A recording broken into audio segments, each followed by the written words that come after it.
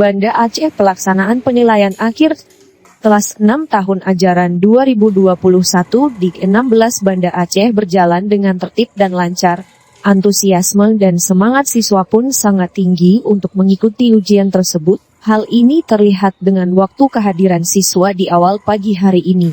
Seperti disampaikan oleh Bu Sarniati Yusmanita, pagi ini jam 7 WIB siswa sudah berhadir ke sekolah dengan wajah yang ceria dan penuh semangat.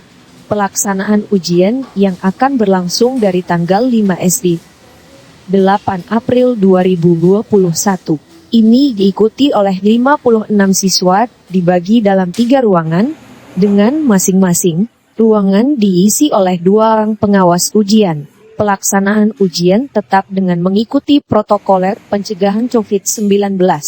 Pada kesempatan ini, Kepala Sekolah juga berharap semoga siswa-siswi dapat menyelesaikan kegiatan penilaian akhir semester ini dengan baik dan memperoleh hasil yang optimal.